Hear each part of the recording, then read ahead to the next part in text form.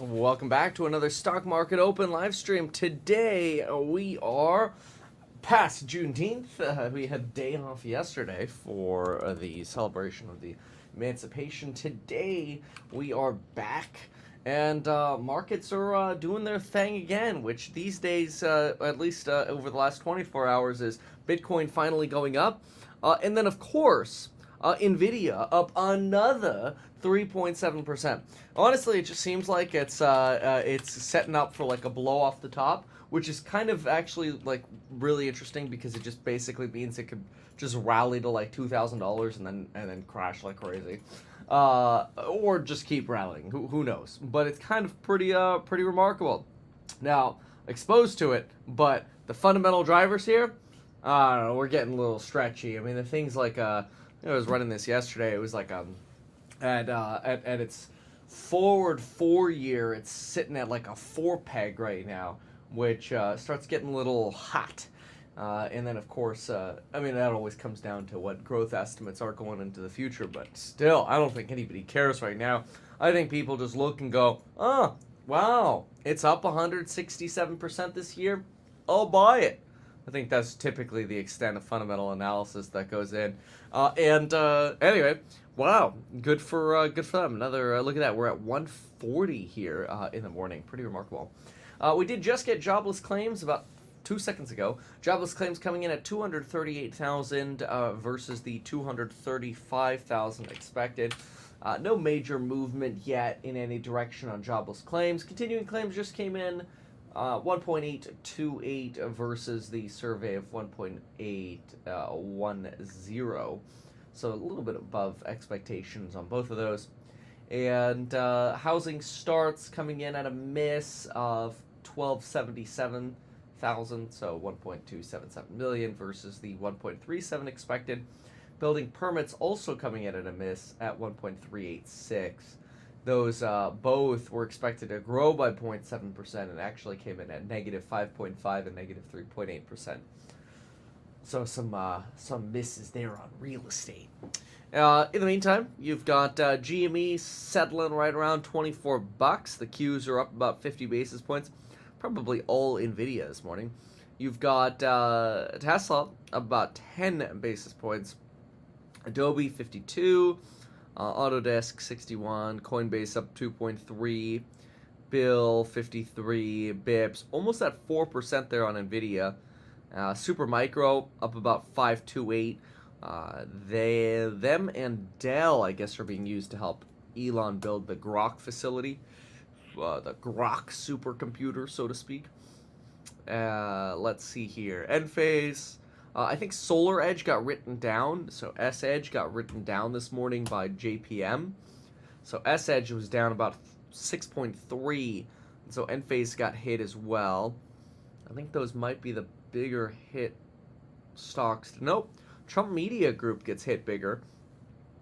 Now at $27 a share for a DJT. Looking like you're sitting at 27 bucks. Oh yeah, okay, here we go. Sorry, Mike is the wrong set again. Oh, let's try this. There you go. All right, so I know that wasn't as desirable, but hopefully you were able to hear that. All right. So let's see here. Market is really, the trend is your friend. If the stock's been down on the year, it doesn't matter. It will stay down. Up on the year, it doesn't matter. It will stay up. Yep. It's really interesting. The market's almost gotten very, how should I say, undiscriminating. It doesn't really matter what your fundamental thesis is, what fundamentals are, what the company's doing. Stock down, stock down. Stock up, stock up. Simple.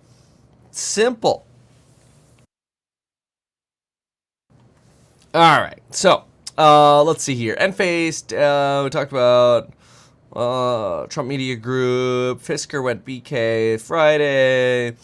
NIO's down about 1.24. Matterport down 73. Nano Dimension a bit. Tesla 9 basis points down. Yeah, it's basically just, all right, AI is just going to keep the market propped up. There you go. Nvidia, Dell, Supermicro. Very cool.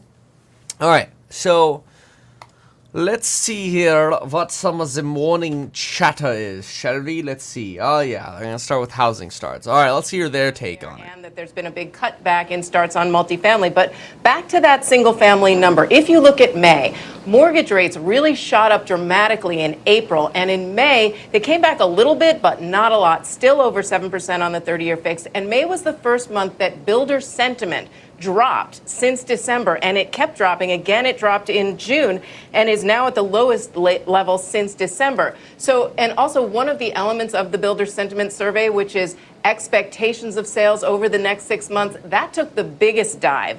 And so if you think the builders are looking ahead, you're looking at starts. Starts also came down month to month and year over year for single family. It shouldn't be surprising that we're seeing this drop. Also, the builders do have a lot more supply that they need to unload, and you're seeing a lot more supply coming onto the existing home market. We're still low. I'm not saying we're not lean, but with more supply on existing home and the builders having more supply, no question that these numbers are coming down. Back to you guys. Okay, Diana, thank you for that. Meantime, when we come back, we're going to get a lot more into this new batch of economic data. Plus, why Citi is boosting its year-end S&P target in a very big way. All that and more. We come right back after this. Yes. Alrighty, let's see here. Somebody was asking yesterday, like, oh, I don't ever look at Fox Biz. You actually can. You just hop on over here and see, look, they're on commercial. There, fine. Go to Doomberg. Watch, they're all on commercial. See, we have 3 channels to go look at. There we go. Jobless claims and where they were going, he always came back with some sort of adverb to modify how much it was up, sort of slightly, modestly or whatever. So it's not as though things are falling off of a cliff. I think for the housing sector, it's really important. Supply for single family homes is clearly constrained because anybody who's got a 2.5% or 3.5% mortgage, they're staying put. And so the supply, as Mike was saying, is constrained. On the other hand, monetary policy has always worked through the housing sector primarily, and I think builders have to be a bit cautious because they got to ask themselves, where is demand going to be? And so what does it mean? I think it just means all cumulatively together, we're getting that modest slowing in the economy. We think things should slow down. We think inflation's coming down as well, and taken together that allows the Fed to cut. But I don't, for now, see any of these data as being harbingers of just doom, of somehow that we're going to go off of a cliff anytime soon. Well, we can find plenty of people who probably do find it doomsaying, and this sort of question of a typical. How funny! Like, we always call them Doomberg, and here they are literally talking about doom. This is the time to cut rates, because if you don't, you never see a linear increase in unemployment. You never see a linear kind of weakening in the jobs picture. What gives you comfort that we're not seeing the precipice of some sort of market increase in unemployment at a time where we are seeing an inflection higher in jobless claims? Well, we've also never seen an economic recovery from a global pandemic like the one we're living through right now. So as we were coming out of the pandemic, there were lots of frictions, lots of dislocations, lots of things trying to sort out where to be. Businesses were running shorthanded for years at a time. And so now we're seeing them settling into, wow, this is staffing closer to what we're going to want in the long run. And so that kind of readjustment from a truly unprecedented shock, I think we're now starting to move into the more normal stage. So to say that we haven't seen this situation before is true. On the other hand, we haven't seen this situation before, and so drawing massive conclusions about whether or not this sort of pattern is telling us something, I think we want to be super cautious. Not to ask you to draw a massive conclusion, but can you add just the retail data we got from earlier in the week into this, that there does seem to be some price fatigue? So you have companies who are not as worried about labor shortages, and now their margins are starting to get squeezed. Absolutely. So we think of this as all going in the same direction. If we look even the full quarter for the first quarter, where we have all the data for the quarter, durable goods spending quarter on quarter was negative. Non-durable goods, inflation adjusted, was flat quarter on quarter. So where the residual strength was for the consumer was in services. That's exactly the sort of slowdown that we've been expecting to see. And I think the retail sales data, again, overweight goods, sort of shows, the consumer's not dead. The consumer hasn't stopped spending entirely. The consumer hasn't said, that's it for me, I'm checking out. Instead, what they said was, yeah, we've already bought lots of lawn furniture. We've already bought lots of computer screens. We've already bought a home office 3 times over. Maybe it's time to cool down a bit. Yeah, there's this idea that Microsoft with AI, like Copilot with AI or a PC with AI will lead to a refresh cycle. But it's like, man, everybody did really go stocking up and shopping up during the pandemic to the level where it's like, all right, yeah, we got enough now. I don't know. 2025. With a lot of trepidation, because lots of different things could happen. I agree with you. When clients ask us questions about the elections, immigration and tariffs are two really important things. I would say to the earlier conversation about have we ever seen a situation where the unemployment rate drifts up gently over time, it's not very common. On the other hand, neither is the kind of increase in the labor force that we're seeing from immigration. That's not very common either. And so in lots of ways, the gentle rise in the unemployment rate that we've seen, 4% unemployment, I'm old enough to remember when 4% was considered pretty good. So we did see a rise on that, but a big chunk of that has been coming, at least over the past year, from increases in supply. And I think immigration matters there. And so with the election, we put out a piece of research for our clients over the past week or so, and you could see a range of outcomes of what happens to the labor force depending on policies that get put in place. And there, I just think the range of outcomes from the election is vast, and we have to be super humble about what's going to happen. You could see big constriction in the labor supply, which would be adverse for growth and could be inflationary. Or you could see things sort of status quo, a little bit of a reduction, in which case the economy gets to trundle on. In other words, nothing or anything could happen. Things might be fine or things might be bad. Isn't that sort of like the story of finance? It's like, yes, don't you worry. Things will be fine. Or they won't be. They're going to have to sit back and wait on the policies. I do think if we listen to Jay Powell, if we listen to sort of where our analysis is that monetary policy is currently restrictive, they can come off of the peak now this year and not have to worry about having done too much in terms of easing policy. I think as we get into 2025, though, they probably do need to think a lot more about what the election outcomes mean for policy, fiscal policy, tariff policy, all other policy, immigration policy, before they can have any sort of conviction about which way they need to go with policy. Yeah. In the meantime, I thought this was really interesting. On those initial jobless claims, you have June 8th right here for Zero Hedge broke down the weekly initial jobless claims by state. And California jobless claims, massive last week. And then this week, massively negative. These are all the not seasonally adjusted numbers, but it's leading them to suggest all the numbers are just BS. In fact, they called it a random number generator. Nice. Ouch. Okay, well, what's not a random number generator is that Nvidia's green yet again. This sucker's averaged green like basically every single day. There was one period, I think in April, where you had a sell-off on AI. It was really short and really sharp, but ended up being a giant nothing burger. It's crazy. All right, briefly back over here. Let's see if they finish out with anything interesting. Otherwise, I'm changing the channel. No, so I think that's fair. Lots of volatility in the real side of the economy and in markets. I do think the time horizon matters a lot. So some of our clients are very short-term focused, and they're, say, for the rest of this year, I feel pretty constructive. I don't see a scenario where the U.S. really falls off of the cliff over the course of 2024. I do see inflation coming down over the rest of this year pretty substantially, and with that, I do see the Fed cutting. Getting beyond that to the medium-term outlook, I think the uncertainty absolutely goes up. I think the elections are a huge component to which way things go. And I think it is impossible to have high conviction. So the best thing investors can do, the best thing policymakers can do is to think about all of the outcomes contingently and to try to come up with your best set of scenarios. Nah, boring. Boring. We don't need to think about every single outcome. Construction projects will even start until 2025 at the earliest. In 2021, the administration... Oh, yeah, I saw. This was the high-speed internet funding, or basically, it's all delayed because of permitting and climate change like policies. A lot of this was, how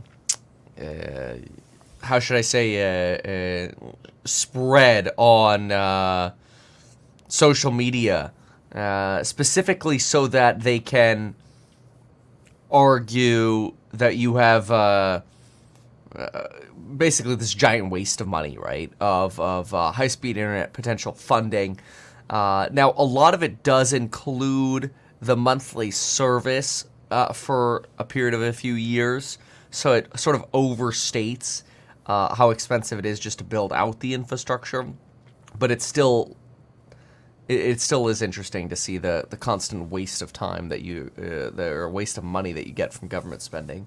Been connected. In fact, not even a single shovel's worth of dirt has been turned. And there's a reason why these Biden administration efforts are hardwired to fail. It's because what they're doing is pursuing not just connecting people, but DEI initiatives. They have included in this $42 billion plan rules for DEI, for climate change, labor preferences, and a wish list of liberal priorities. And that's why this thing is just not getting off the ground yet. Yeah, I spoke with Missouri Senator Eric Schmidt yesterday. You know, he's also working on this. And he said that one of the issues was all these DEI requirements, as you just said. One of them was DEI quotas, implementing a climate action plan, and also prioritizing the hiring of convicted criminals. Is that right? Yeah, that's right. They have preferences in there for what they call justice impacted workers. And it's just taking the eye off the ball for what Americans want, which is they want shovels turning. They want high speed internet. And it's worse than this. The government is so dysfunctional. It's such a freaking waste of time. I think that's the way to put it. Anyway, I think I remember now when we listen to Fox Biz, it's often very political. Oh, rightfully so in this case. But often seems to circle around that. All right, so let's see here. Tesla slipping a little bit in the pre-market at 37, 34-ish bips down. Let's see if that 183 holds today. Adobe wants to kind of keep sneaking up. Apple down about 26 basis points. It's really just Nvidia leading everything right now. Up again, 3.4%. It's kind of remarkable. A lot of stocks, a lot of larger mega cap stocks actually sold off after the stock split. Not the case here. Look at this. You had your split here. And, I mean, you were basically down 71 bips the next day.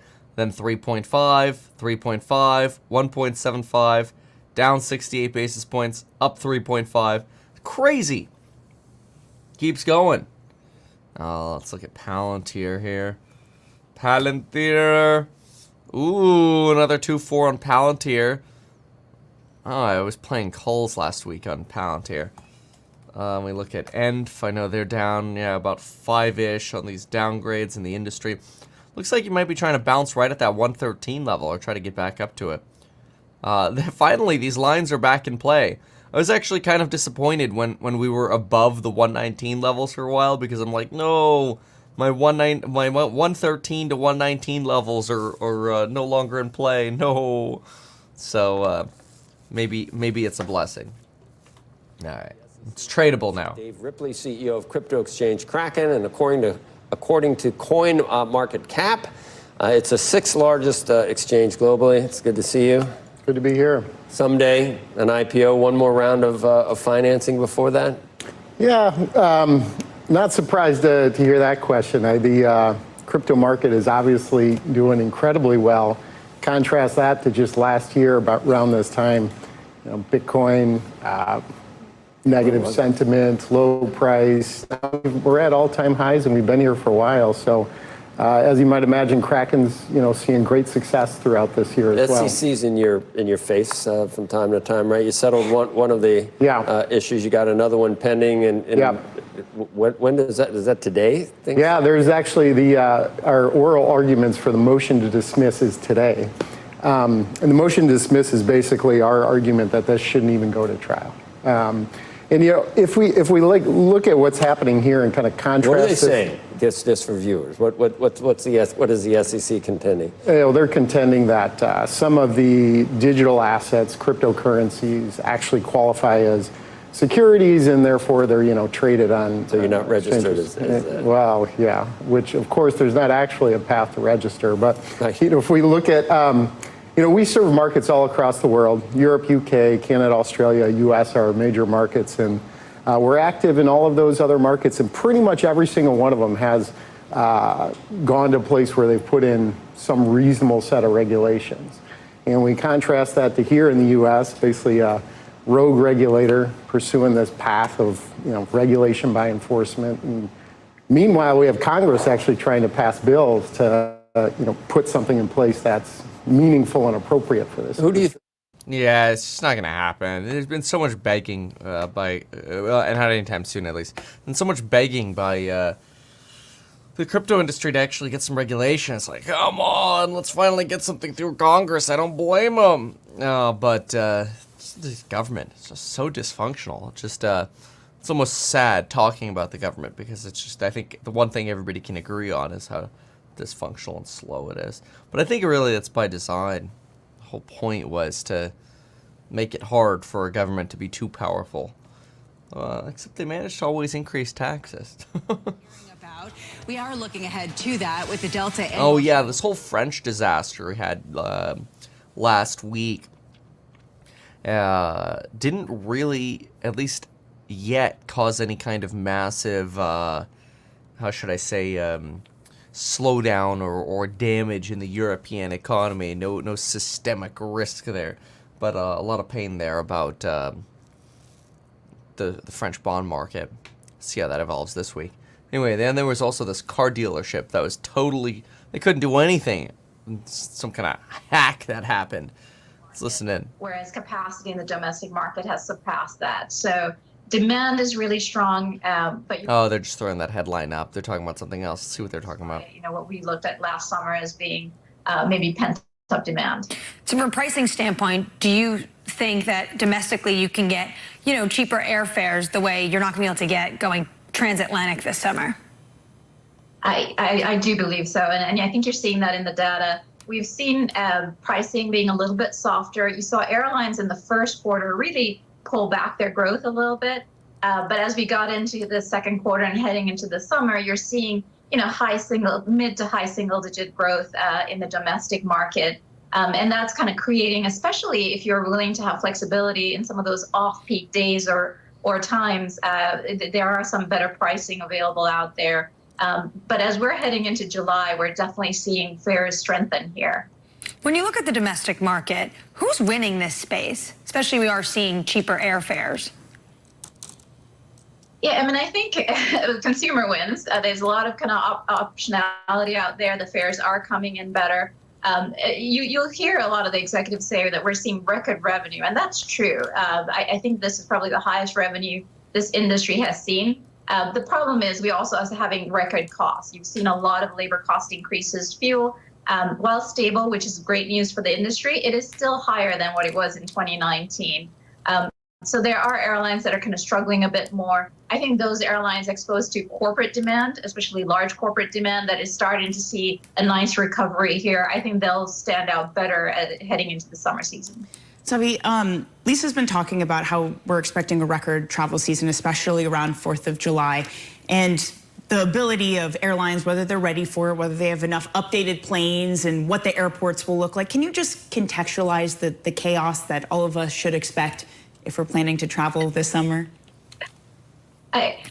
Always be ready. The thing with summer is you have these thunderstorms that just pop up from nowhere in kind of winter. Yeah, there was talk about at least American Airlines talking about potentially substantially lower demand than expected, and potentially, or at least hopefully, some form of movement to the upside. But a lot of people referencing that as once again, slowing and weakening consumer. But it's like this slow bleed is what it feels like of the consumer. Very, very slow. Nothing that seems like it's an all at once issue. Crazy economy. A better summer than we've seen for a couple of years, but it all depends on the weather. So I would say kind of be prepared and flexible. You're giving me like a little bit of confidence, so I feel better about this. Sophie, how about this? Spirit, United, and JetBlue all delaying their analyst days. What's going on? They all delayed it for very different reasons. So United, they had that FAA review, and they just didn't feel like that was the right time to do it. If you look at Spirit, it sounds like they're trying to come up with a standalone business plan, and there are some initiatives they're trying to roll out, and maybe that's definitely boring. Sorry, Spirit. Don't care. I grew up in Queens, and I patrolled New York City for 20 years. It's a park you want to send your kids in and let your kids play. There's a school. All right. So far, every time we've been on Fox Business, it's been political. Bloomberg's been boring, and CNBC's been on commercial. Fine. It's no problem. We'll go watch something else, or we'll think about something different. Okay, so anyway, what else do we got here? What's news? Let's see what's going on with our yield curve. How are we doing here? We still at 48 basis points. That's where we were last week. Let's find out. We've got 10-2 sitting at 47 basis points. Okay, where are we with world interest rate probability? World interest rate probability, we are sitting at 1.86 cuts for December. Full cut priced in for November. Okay, so really no change there. You've got bonds up 4.8 basis points today on the 10-year. And then it looks like Darden gave us some earnings to look at. Let's see how they did this morning. So Darden sees CapEx 550 to 600. Not sure what the expectation was. Q4 sales coming in at $3 billion. The estimate was 2.97, so it's a slight beat. A little bit of a dividend. 2025 sales are expected to be slightly weaker than their forecast. Not much, though.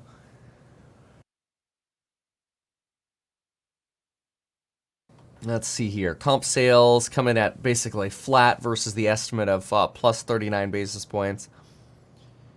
Forecast comp sales 1.5 versus the estimate of 1.85. Now that's interesting. That's a little bit more of a hit. That's like a 19% difference there. But if I do it actually on the monetary basis, it's not that bad.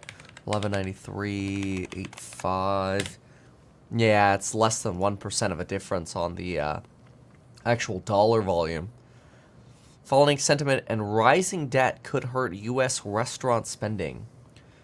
Okay, so I wonder how their stock's moving after that. Darden. And it's up 1.9%. Yes, it always makes sense. Okay, so that's restaurant spending. Jobless claims show U.S. labor market balance shifting. Really? It didn't seem like they were that far off of expectations. What are they saying? After rising significantly over the prior 2 weeks, jobless claims remained elevated. Okay, well, sure. From like the, low twos to up. After rising significantly over the past 2 weeks, jobless claims remained elevated in the survey for this week.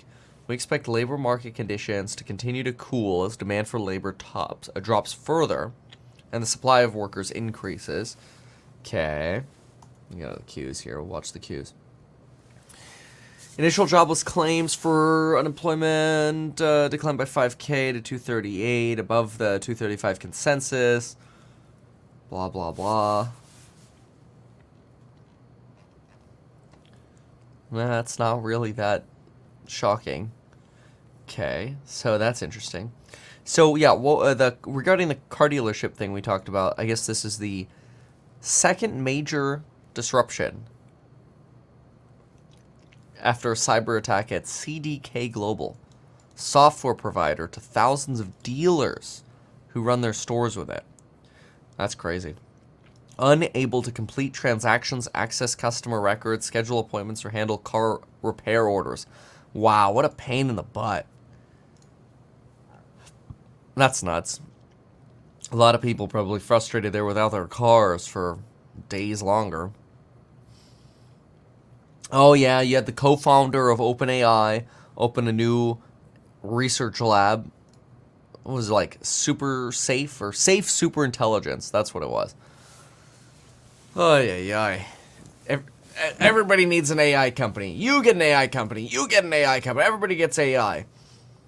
I don't know. I still, like, I love the slight productivity boost you get, but the assumptions that it's so transformative, I don't know if we're there yet. I don't know if we're there at those levels yet. We'll see. Well, I mean, hopefully we get some nice, exponential growth with AI. I think it's going to be a whole lot more like, oh, this is cool. Okay, yeah, that gives us a good 10 to 20% productivity boost, and let's move on. All right, here's some. We'll talk about Nvidia, everyone's favorite stock. Fundamentals for the back half of 24, though.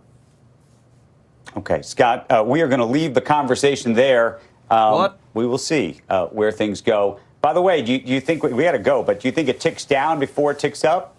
Yeah, we think that there's the growing risks are pretty clear here. We think there's room in the second half of the year for a 5 to 10% pullback, and we just want to be prepared to buy into that eventuality. 5 to 10% pullback on the S&P 500, maybe. Some of the AI plays might have a substantially larger pullback one day, but that does not appear to be today. On the markets right now, on the back of some of that news, by the way, on both housing and jobless claims, you're looking at the Dow off about 18, 19 points this morning, NASDAQ up about 80, S&P 500 up about 15. It was up a lot more, right? Yeah. That was What'd you say? a lot more. The NASDAQ was up a lot more earlier, I guess, and now the Dow's down. But it's reversed. That probably won't last, right? We will see. We will see where things end today. We'll see you in the morning. Make sure you join us tomorrow. Squawk on the Street begins right now. I love how people profess to know my portfolio. Like, how are your Nvidia puts doing? I don't have any Nvidia puts. Now, I have had, but no. I'm not gonna hold on to onto something like that forever. Sometimes you can trade it, and sometimes you can pull. Like we've shorted Nvidia before, where it'll be up 5% in a day, and it ends up 3% in a day. You don't have to I generally don't like diamond handing options overnight, unless they were part of a spread or some form of straddle. Like, for example, you go in and say, oh, yeah, here's a big catalyst event. You go out of the money, puts and calls, and then you expect that one of them is just going to be worthless and the other makes you money. That's usually the only time to hold these suckers to expiration. $3+ trillion. And multiple things can be true at once. I think it can be mostly fundamentally based. It can be mostly following earnings momentum. It can be about this story that's, It's literally just the stock is going up. It's very simple. Stock is going up, so the stock continues to go up. And a complete kind of blow-off type action. So no way to know where one stops and the other begins. But the way it's piling on market cap, I think the big question is everyone's telling themselves, but the multiple was higher a year ago. But it was higher Tuesday. Right. Not really, because back then earnings estimates were way too low based on what we know that they reported. So the fabulous profitability of this company definitely gives it a buffer and a reason for people to get excited. But you also probably have to start believing that subsequent, looking out from here over the next 2 years, those estimates, as published now, are vastly too low. Really Kashkari suggests it could likely take a year or two to get back to 2% inflation. It's all right. This sort of run. I mean, the argument has been, we've seen this before where there has been such excitement, such momentum behind one stock seen as the number one winner and a huge the number one winner. Cisco. Yeah. And what's happened with Cisco? It didn't see a quarter-on-quarter decline. It just saw the growth slowing. Yeah. And what happened? We saw significant drawdowns during Cisco's reign as sort of the backbone of the internet. You had a lost decade plus. But although I was looking back in terms of the actual profitability of Cisco, it was unremarkable, actually. It was mostly about sales. Oh, yeah. When I compared Nvidia and Cisco, the earnings per share on Cisco were terrible. I mean, the valuation on Cisco was really, really high. At least you don't have that at Nvidia. You do have an expensive PEG ratio, high PE based on forecast growth over the next 4 years. But, that could always change, that growth forecast. We'll see whether that's up or down. But as far as what you're getting with or what you got with Cisco, it's not ideal at all. But you know, Nvidia could turn into that if the stock keeps running. It kind of makes you think like calls for the blow off the top. Because it's just gonna like GME up. Chambers about this very analog. He says the speed of change is different, the size of the market is different, the stage when the most valuable company was reached is different. Says John Chambers, VC investor in AI projects. And the former chief of Cisco. Yes, of course. No, that is true. I think, you know, I don't know enough to say, but people... Ooh, Austin's about to head to the Vegas event. That's awesome. We'll see you there. It'll be fun. Tesla YouTube is live. I don't actually see that Tesla YouTube is live. But some of you might be getting fed, you have to be careful. You might be getting fed like a spam or scam link. Be careful. It's not uncommon for people to take old videos of Elon or whatever. And what they'll do is they'll play them and they'll put like, oh yeah, send us crypto and we'll send you twice as much back. And then they never do. But anyway...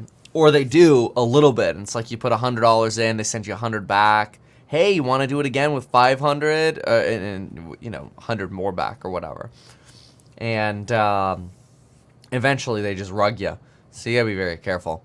But anyway, yeah, no, I don't see that they're live. So you gotta be careful with the scams. A lot of scams out there. Tesla live equals 90% a scam. Yeah, pretty much. Yeah. Yep, old rule. It's probably all from RuneScape. Yeah, classic old RuneScape doubler. Exactly. Yeah. No, the way you gotta scam them is just yoink them on the first double. then the scam doesn't work anymore. Yeah, here's $100. Just you have to expect to lose it. And then, oh, okay. Oh, so if you don't, yeah, I got another 1,000 ready for you. Let me see if this works first. They send you the double and you disappear. Scam the scammers. I'm sure they're getting wise to that, but that's what I know what some people do. It's like a game of chicken at that point. You know, who's gonna flip first? Yeah. All right. So let's keep going here. Options. It just sort of shows you it's a fever for now, and that could be on top of a legitimate basis. But you got to know kind of what the bets being laid today are in terms of how aggressive you have to be in your assumptions. And a lot of the bets are passive, and so that could really make this sort of phenomenon last a little bit longer than we all think. The amount of passive funds, ETFs that have Nvidia as a top holding, so here's the thing. Here's what I don't really, I try to get my head around the math there. Oh, you're going to poo-poo this. No. But why would the biggest, most followed, most beloved company in the index be a disproportionate beneficiary of passive flows relative to the ones that are forgotten, who each gets $1 in proportion to their market cap size? So there's a small effect. If active investors are underweight the biggest stocks, which in general they are, then you're kind of buying it. The passives are buying it from somebody else. But what we have today is massive differentiation within the index. Yeah, this is a pretty good scam. They've really set this up pretty well. So this is a scam, let's be clear. So what they did is they bought someone's YouTube account with 1.2 million subscribers. It's actually pretty good size. Tesla's YouTube channel is not at official Tesla Lives. Let's be clear about that. There's also no verification badge. So this is an unverified channel. This tag is nonsense. If I go to the actual Tesla YouTube channel, Tesla, you'll be able to see that their YouTube channel is actually at Tesla, and it's 2.65 million subscribers. But what you're also going to find is on this scam that they're doing, the channel on their scam, what they did is they went through and they tried to upload YouTube videos to make it seem like, I think what they did is rather than upload, they're linking to different playlists. Yeah, look at that. That's smart. So on their homepage, they linked to actual Tesla verified videos. And they just put playlists on their homepage of the actual Tesla YouTube channel. So they didn't have to upload anything. So they basically just make playlists to make it look like the Tesla YouTube channel. They're the non-verified one with the scam handle. 1.2 million subscribers, though, because they paid for the account or whatever. And then they're running this scam. This is almost certainly some crypto scam. What do we have here? We're hosting a big event. Yeah, there it is. Double your Bitcoin and Ethereum within 3 to 5 minutes. Hurry up. TeslaUS.net. Yeah, that sounds legit. Don't go to this. It's a scam. Over 310 Bitcoin and 2,000 ETH have already been sent to live stream viewers. Right. With the scan or regret. It's a pretty good scam. They got a good scam going here. And the fact that YouTube lets this stuff go, I mean, basically they just play Elon at a previous event or whatever, you know, to make it seem legit. I can't even scroll back on it. So it's probably just a loop. You've got 19,000 people watching. It's been streaming for 2 hours. And YouTube doesn't do anything about it. So, I mean, it's surprised they don't have a way to handle this or flag this sort of stuff. But, I mean, I'll report it here in a sec. But, yeah, kind of crazy because that does, let's see here. It is a, there we go. Crypto scam. Crypto, bro. Crypto. Crazy. Anyway. So, yeah. Crazy. The rest of them, you know, not be so hurt by that process. Yep. You're super overbought at the index level, and yet the average stock has been wallowing, so it's not. Yeah. Meantime, on the economic front, weekly jobless claims down from a 10-month high to 238,000, roughly in line with forecasts. Meantime, housing starts falling unexpectedly in May by 5.5%, building permits declining as well. And of course, we're still looking, although we're fully priced for a November rate cut. And that's sort of the base case scenario of the markets at this point in time. So I don't know how much this economic data lends into the picture in terms of trading on a day-to-day basis. It is interesting. We kind of got there. The market's been really sensitive to softer data. Obviously, Swiss National Bank cutting again today, slightly unexpected. Didn't want the Swiss franc to get too strong. It just seems to feed into this narrative that central banks are leaning in that direction. Yeah. They'll take the excuse if they get one to ease. I guess for housing, the question is, and I don't know this, what the 10-year Treasury yield does in response to a cut. Have we already kind of had whatever relaxation of yield? Oh, yeah. It'll almost certainly be baked in, I feel like. You know, once we get to November, December, you get your first cut. I don't even think the Treasury market's going to move at all. It's just, all right, already priced it in. Banks to lend a little more aggressively. And on the commercial real estate side, matters a lot. Fed funds rate getting cut. Interesting to watch. KBH going to open a little higher here. 2-year gain, by the way, on KBH. 166% versus the S&P's 49. Thanks to Yardeni for pointing out just how much the home builders have done in this age of scarce inventory. I think it was Lennar earlier in the week said the magic number on the 30-year fix is probably 6 3/4, maybe, where you start to see some things open up. It seems not too far off. I mean, we are under 7 at this point once again, so we're going in the right direction. Yikes! Still, these are some crazy rates. Look at Disney, by the way. It really just gapped down after earnings there, and it's just sort of been bleeding since then. I mean, it had a nice move at one point in the year, and just right back down. Pretty wild. It seems like the only thing that really moves markets right now is AI. That's it. And at least until there's a slowdown, it doesn't seem like there's a slowdown. Pretty cool.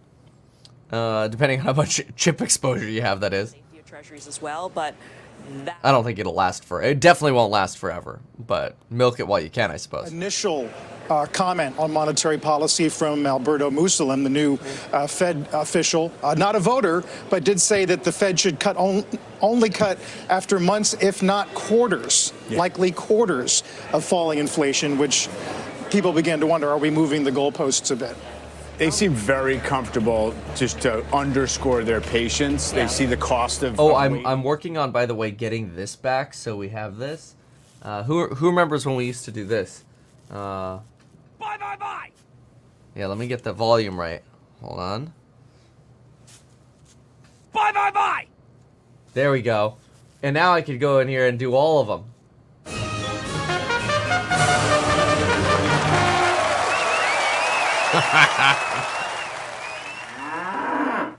I love these. Then you gotta get sell. I even have FUD songs to, like, if there's bad news coming. So I gotta work on. I gotta add my new ones. I got a bunch of new ones, but I finally got the board back. All aboard! Yes, which is great. Okay. Alrighty. So is it just Nvidia today? Let's see here. DJT down 10%. Solar's down. And yeah, basically all Solar's down. And then Supermicro's up almost 5% on the XAI, Grok partnership. Dell's up 3.6, same thing. Nvidia's up about 3. It's interesting, it was up about 3.5. It slowed down a bit. Palantir 2.4. And Bitcoin is finally moving up a little. It's really gotten stuck. I mean, you look at the hourly here. Look at that. It bounced at 63.8. Almost perfectly bounced at 64, actually. My line's at 63.8. Bounce here, and it's finally on a little bit of an uptrend. Let's see if it can hold on to some of that enthusiasm as we go into the day. But otherwise, it seems like it's been on this trajectory straight to 58,000. It's kind of crazy. So we shall see. Yeah, quote-unquote enthusiasm. Exactly. It's better than the down it's been. Okay. Let's see what politics they're talking about on Fox Biz. More people are set to hit retirement age in 2020. Unad. Oh. Okay. How about Doomers? And that was Swiss National Bank President Thomas Jordan speaking earlier this morning. And Jordan surprising many economists after the central bank voted to cut rates for a second straight meeting. Joining us now from Zurich is Bloomberg's Zoe Schneeweiss. And Zoe, put this into context. Just how surprising was this move? So most economists did expect the S&P to hold today. Markets were a bit more optimistic on a cut. Wow, that Tesla scam is at 43,000 watchers. That's crazy. Some people are just getting screwed by this. It's a really well set up scam, but it's a total scam. Don't fall for it.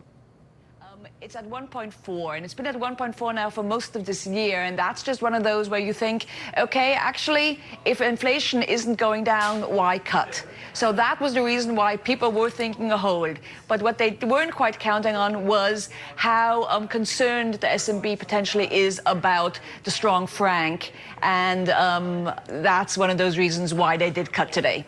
That's so interesting. Talk to us a little bit more about the franc's influence here, because we've seen this dynamic play out before.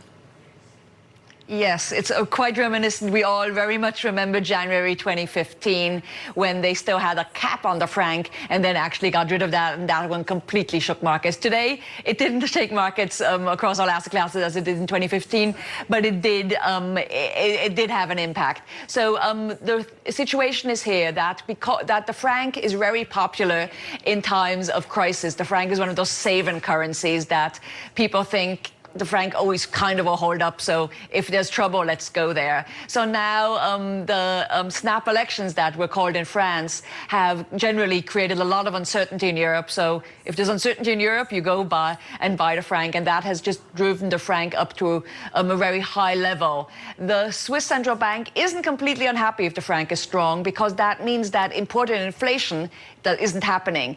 But what they do not want is that the franc gets so strong that then the exporters suffer. December.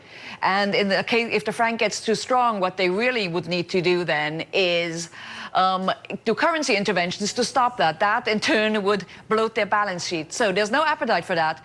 Yeah, and that's one of the big issues right now is people are worried that you're basically going to see this, how should you say, loss of faith in the French bond market.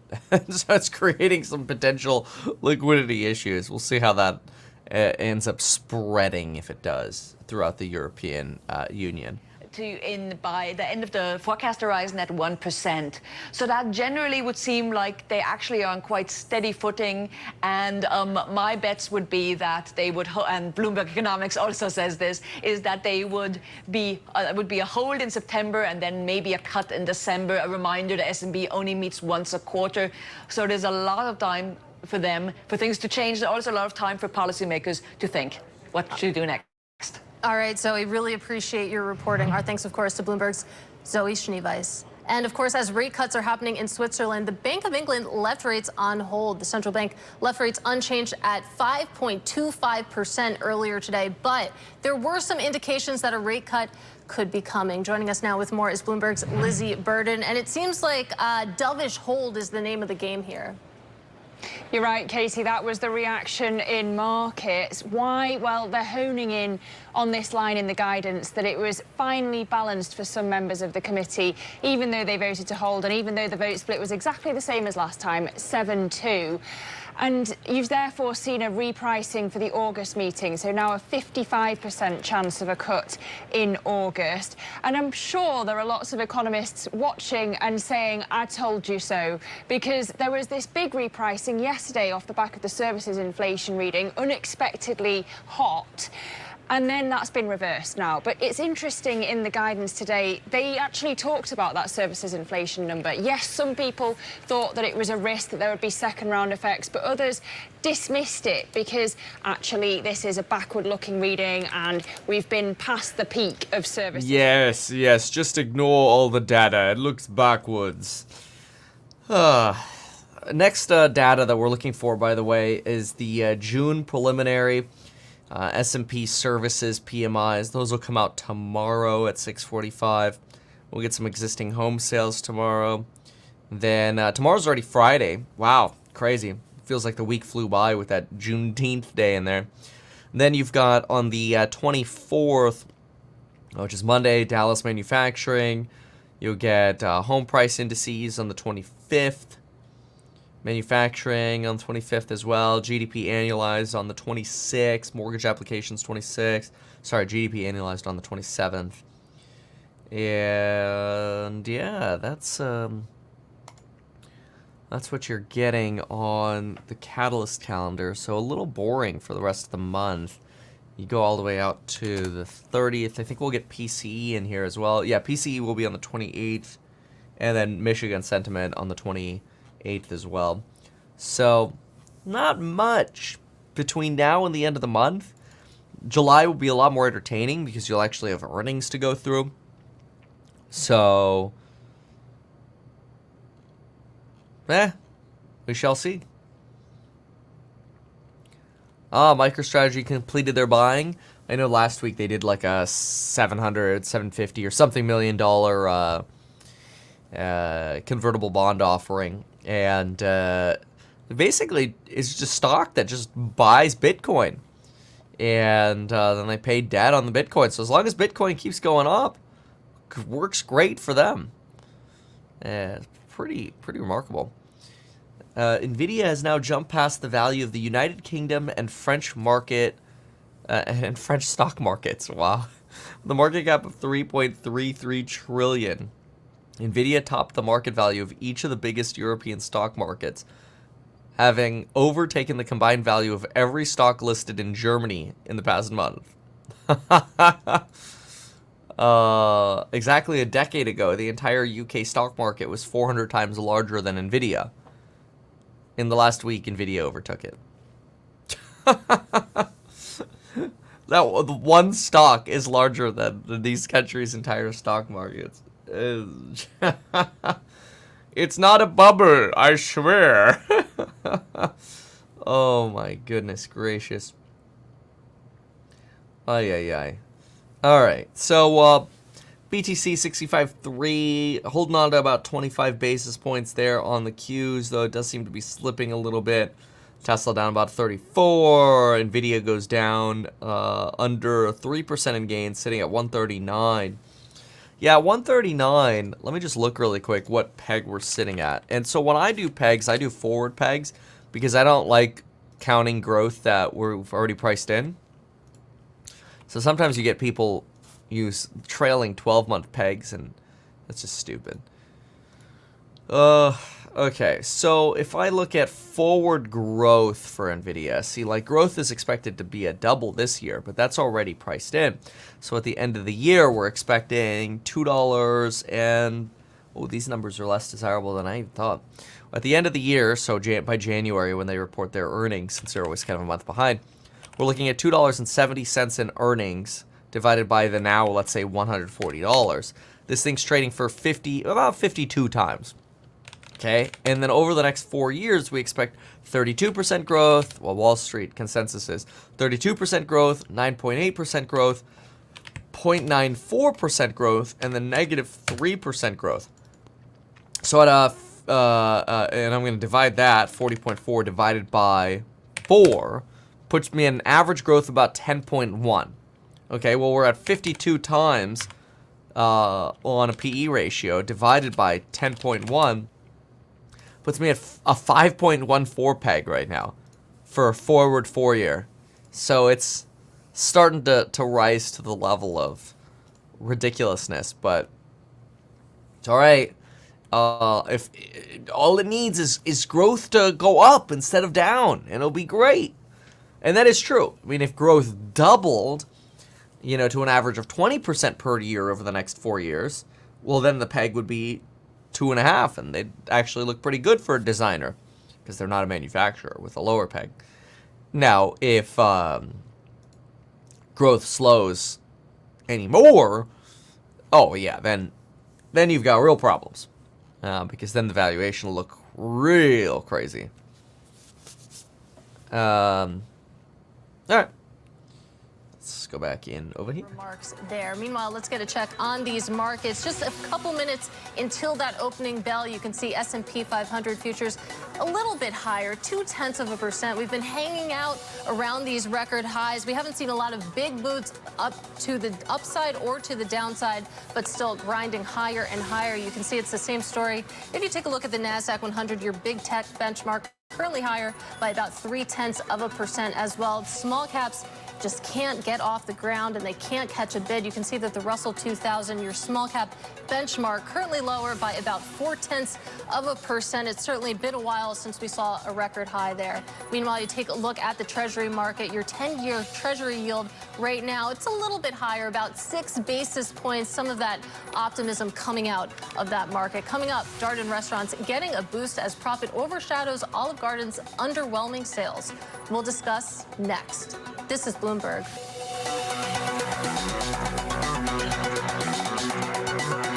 Yes. Okay, 3 minutes to go. 3 minutes to go before we get to see the bubble continue to inflate. Nvidia up 3.22. Bitcoin, oh, couldn't keep it up. Let's go to the 1 minute here. Yeah, a little rotation down there. We get all the way up to 66.4, just could not keep it up. Still 27 basis points there on the Qs. Solar's having a day, down. Tesla's trying to go green right into the open there. And maybe so is Apple. We'll see. Supermicro and Dell expected to do nice today do nicely today after the XAI partnership. Amazon's basically flat, hasn't really moved anywhere. Ethereum's not happy, at least in the last, 15 minutes. Nice little $250 sell down on Ethereum. $250 a coin. Evaporated. Oh, but then again, you also had that over here on Bitcoin. So Bitcoin, you were down about $500. All right. It's not the greatest omen, but no problem. We will take a look and see what happens. Yeah, a little bit of a give back at the open. So, minute and a half to go. Let's see what happens, me lord.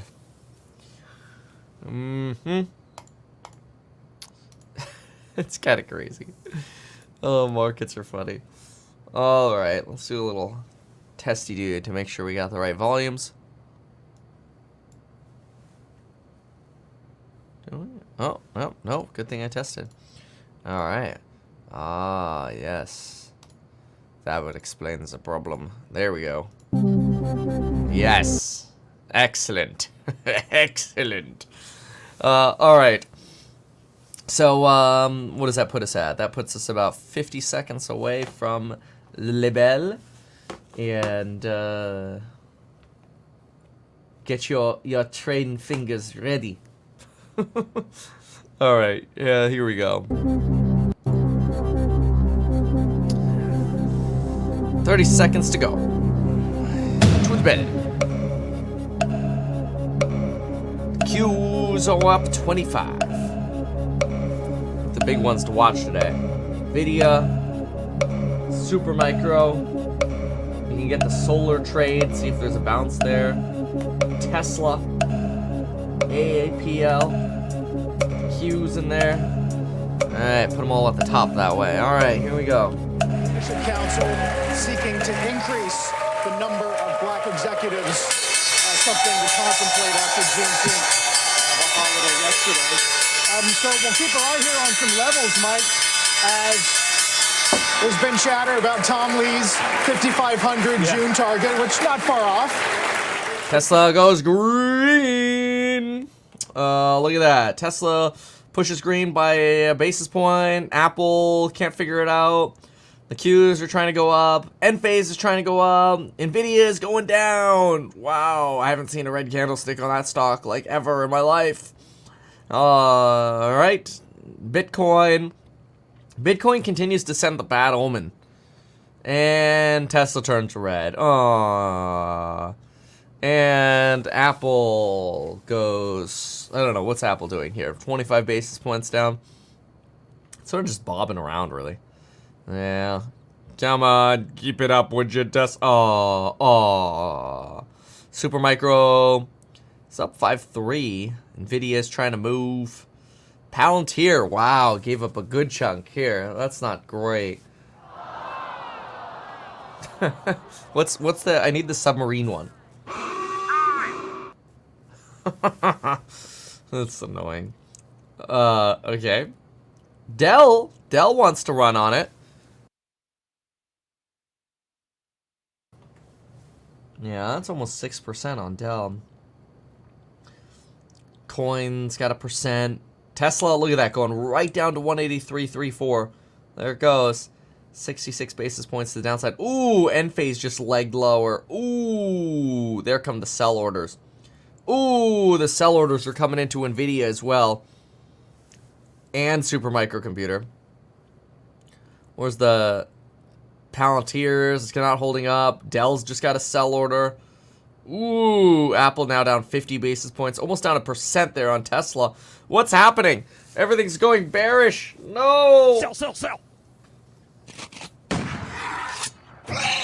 The House of Pain. Don't buy. What the hell? Look at this. This is crazy. We need some like FUD music. There. Well, markets are turning red this morning as Supermicro goes from being up over 5% to now up 3.88. Nvidia is trying to recover, only up 2.5 after it was up 4-ish%. Ooh, Tesla does not care about that 183.34 line at all. Apple, not good. Not good. Okay. So, let's see if this is just first 15 minutes or is this going to be the trend today? Because it just seems like, you know, We're out on like the beaches of Normandy or something right now. Everything's just getting hammered. And Qs are getting hammered. Apple's almost down a full percent. Tesla's now down 1.3, 1.4%. Supermicro wants to hold on. Bitcoin just turned negative on the 24-hour. Nvidia and Supermicro, AI, it's the only thing that wants to hold on. Except barely on Palantir. GameStop's a couple percent. How's DJT doing this morning? Ooh, there's GameStop dropping down. DJT this morning, down about 9%. Wow. And Enphase trying to recover there after that first sell down. Apple's almost down a full percent. There goes Tesla. I'm not sure where it's trying to bounce over here. Looks like right at about 182. I've got it at 182.18 a line, but it's bouncing right at 182. And Qs are trying to find their footing. There we go. Trying to come back a little. Bring it back to life. The first 15 minutes suck. A drug called lenacapavir, which is for HIV prevention. It showed 100% efficacy. It's a twice yearly drug. And the stock is really getting some credit here for that. Ooh, ARM's down 4%. Ouch. Data is expected later on this year, but there's a real search within healthcare, in particular within biotech and pharma, for names outside of GLP-1s. I mean, we talk about AI is sucking all the oxygen in healthcare. It is, of course, GLP-1s and weight loss sucking all the oxygen out of the room. And so at this point, are you going to invest in Lilly and Novo? If you're a healthcare investor, kind of like Nvidia, you have to be to some extent, but you also want to find some values. This is a stock that has not been doing well. Right, yes. Oh, you can't not be invested. Yes, that is not the definition of a bubble at all. Everybody must have their slice. ARM's trying to recover now after a 4% sell down. You can see that right here. ARM's trying to keep it up. Apple's trying to come back. Tesla's trying to come back. Enphase trying to come back. Supermicro goes to 6% up. Nvidia can't keep it up as well. They're not having as good of a time as Dell and Supermicro. They seem to be doing just fine. Yes, don't mind what the profits are at Dell from AI. Don't mind those at all. Just know AI. So dumb. McDonald's is calling this $5 menu, and they're not the only ones. Even Starbucks is joining in on this $5 menu. Sort of, you can get a hot tea. This is like a continental breakfast. A hot tea and a buttered croissant for $5. Oh my gosh. Yeah, which is a deal. Dude, a tea and a croissant? That's a joke. Coffee for $5 alone right now. Yeah, no, I always remember in the 90s the bear case of value investors on Starbucks was who's going to pay $2 for a cup of coffee. Literally, that was like every value investor said that. Although it is interesting macro-wise that the gap between quick service and casual got so close that it was pressuring. It's now pressuring kind of both sides in a sense. That's why Darden's another story today. 265 does beat 261 revenue. Actually, comps roughly flat overall, I think. Olive Garden was up a touch, Longhorn up a little bit better than that. But you're right, that they really got squeezed by that sandwich of as quick service became a little more expensive. The guidance was sort of within the consensus, but kind of skewing a little bit below on almost all the metrics. They didn't. Tesla now down 2%. Apple's only down 0.25%. Into next year, so see if they can kind of push that through. But at this point, it is much more about traffic and getting people in the door. Yep. Apple is one to watch. There's an interesting journal article today which highlighted, I think, what we all knew, and that is in China, where Apple is number 3 in terms of handset market share, it doesn't have an AI offering, and it will not have an AI offering. So if you're thinking about Apple being this great AI play and that an AI offering is going to spur some massive upgrade cycle, that's not going to happen in China.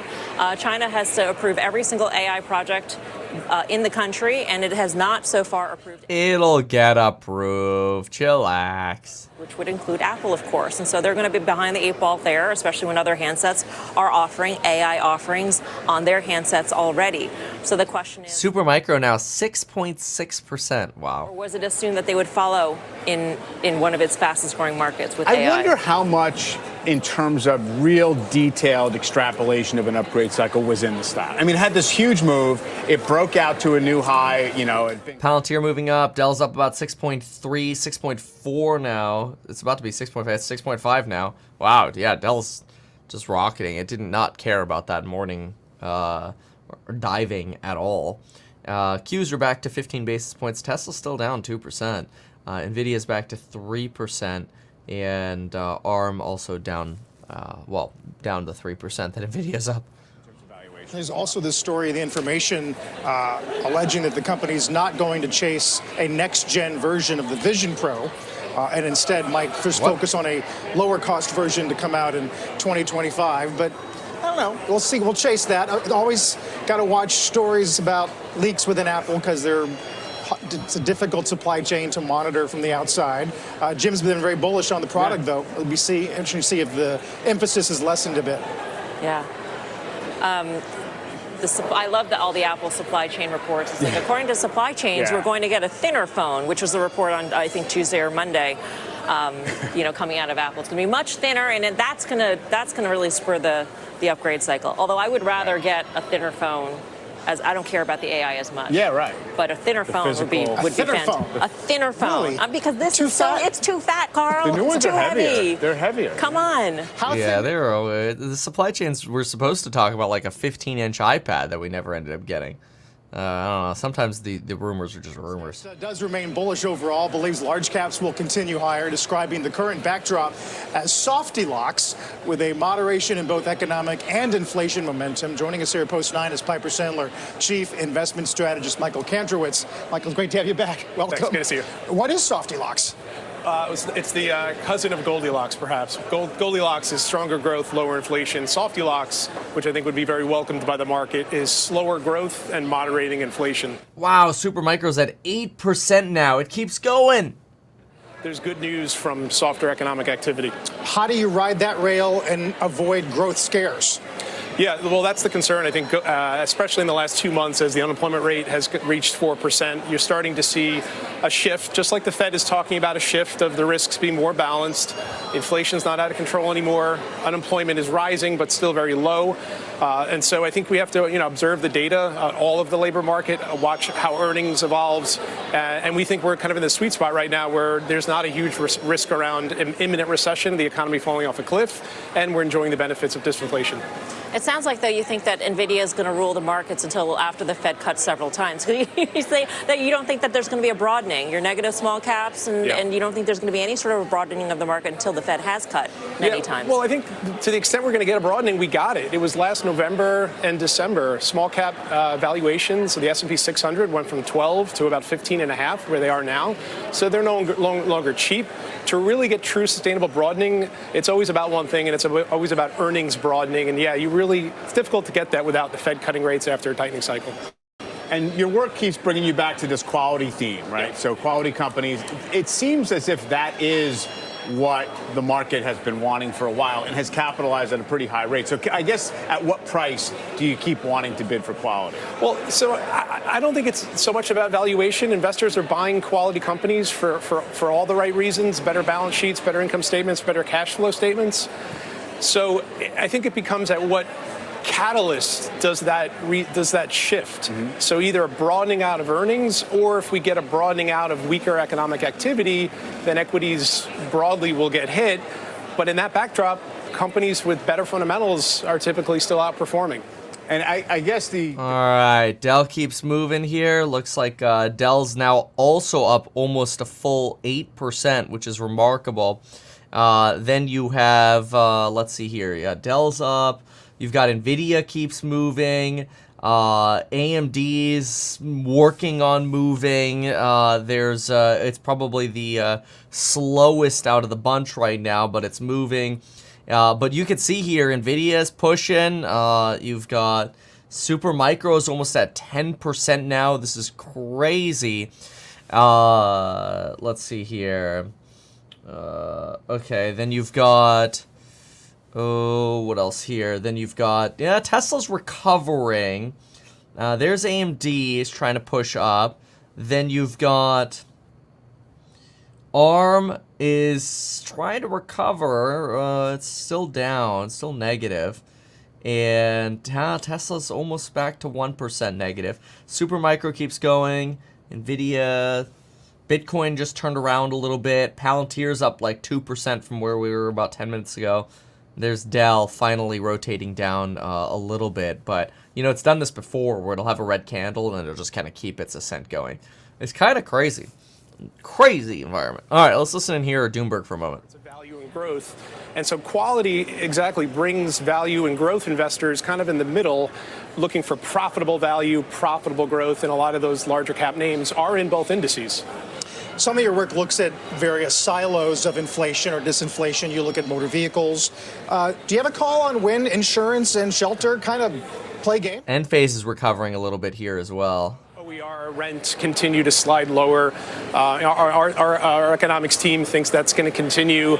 That perhaps last month's CPI report was the end of the acceleration in some of these insurance-related items, and that's really the only thing holding things up. I mean, people talk about there's two things, right? Yeah. Shelter and insurance, and the thinking was that shelter insurance is beginning to crack. You don't have a problem with that one? No, I think that's right. And if this continues, what we saw last month, it's going to be really hard to print a core inflation month-on-month level more than 0.2 going forward. So I'm not saying it's going to. Well, yeah, I see what they're doing. They're talking about insurance. Insurance is one of your like real laggards right now in terms of like it's still giving us substantial inflation, which it makes sense because it takes so long for contracts to sort of re-underwrite. But it's just frustrating for a lot of people because it's like, it just makes it feel like services inflation is so sicky because insurances are part of core services. And it's not great because it just sort of implies that like inflation will never go away when most of the reality is we're just focusing on these negative lagging cells, so to speak, or not these data points that come through. So kind of crazy. But anyway, okay, so let's see what else is going on over here. It seems like a lot. It looks like the Qs are up now 31 basis points, which is pretty impressive. The let's see here. We've got AMD, let's go tabbing over here. AMD keeps going, so nice moves on AMD. You've got Tesla getting stuck around the 1.3 level. Supermicro 8.5. Nvidia's up. Yeah, so some pretty solid moves here across the board, so not bad. A lot of enthusiasm in the market right now, especially if you're long. Not so great if you're anti-AI right now, that's for sure. Gee whiz. Imminently, what's the data going to be tomorrow? What's the Fed going to do next? What's the unemployment rate going to be the beginning of the month? And so I think that's going to become more in focus as we get past, closer to Labor Day. But it's becoming a growing concern, but still something that should be played at the idiosyncratic level rather than the market level. Right. Yeah, we'll get there when we get there, Yeah. I think. Really good stuff. Thanks so much, Michael. Good to Thanks, see you, guys. Michael Kantrowitz. Good seeing you. As we go to break, watch bonds today. We will get a little Fed speak out of Kashkari this morning. Barkin later on today. Daily tonight. Watching the 10-year. Boring. About 4.28 now. Pretty much the highs of the morning. As we got S&P record high, 5,500. Stay with us.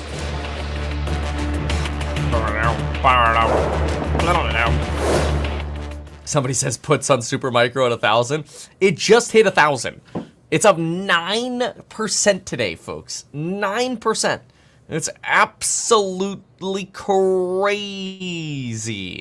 It's a wild environment that we're in right now, and that's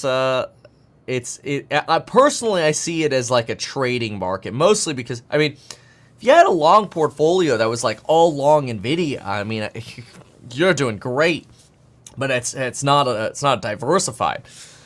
Neither are really the Qs or SPY right now, which is ironic because it's all being driven by Nvidia.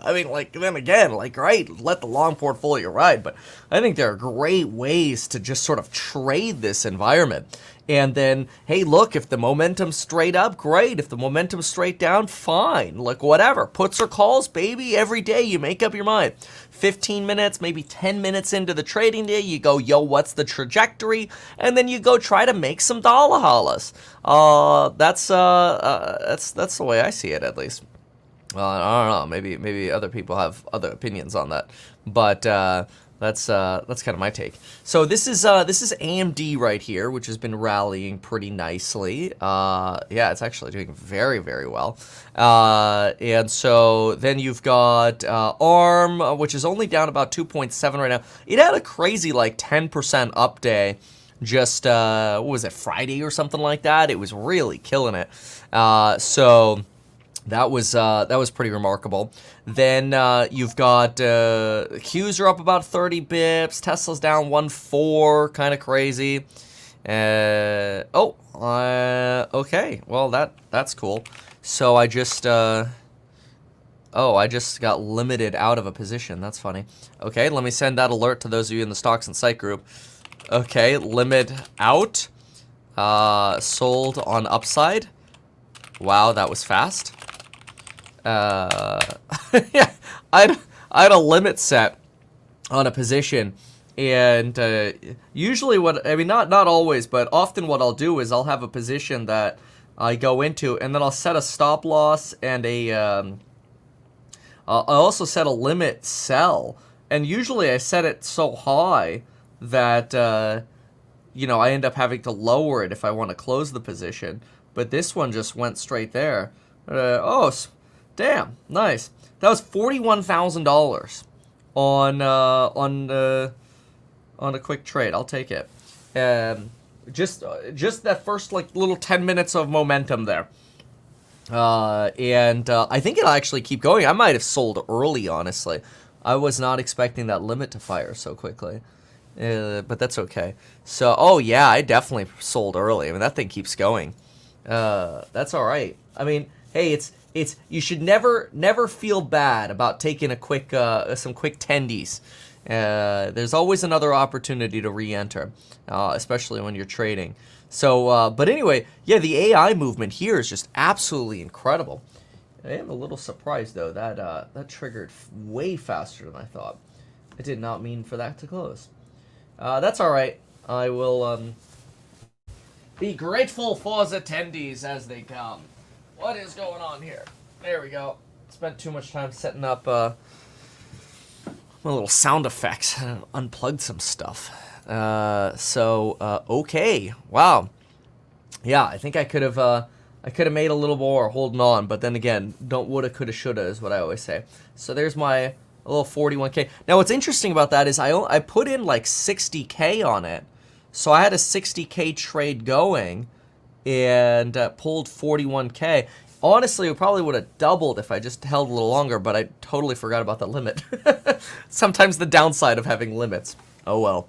So I'll take it. It's a good start to the day. So remember, I always send those buy-sell alerts of what I'm doing. It's not a guarantee that you'll make money. You could lose money, but I always send those alerts to everybody in the Stocks and Psych group at meetkevin.com. Qs are now slowing down a little bit, so you've got a nice slowdown coming here on the Qs.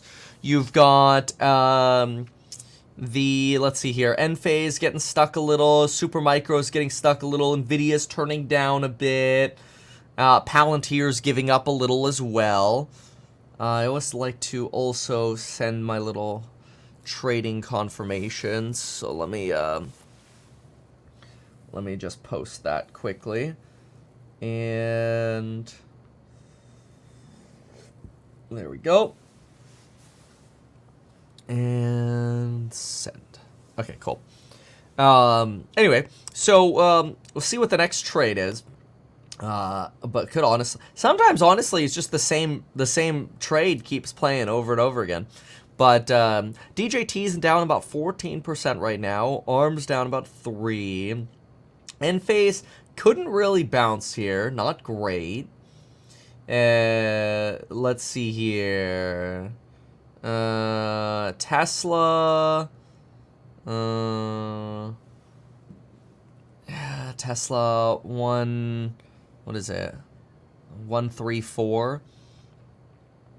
Yeah, nice. So, okay. Yeah, I always like to just post. I see you've got you know, there's always got to be one person, which is fine. There's a hater in the chat, and that's okay.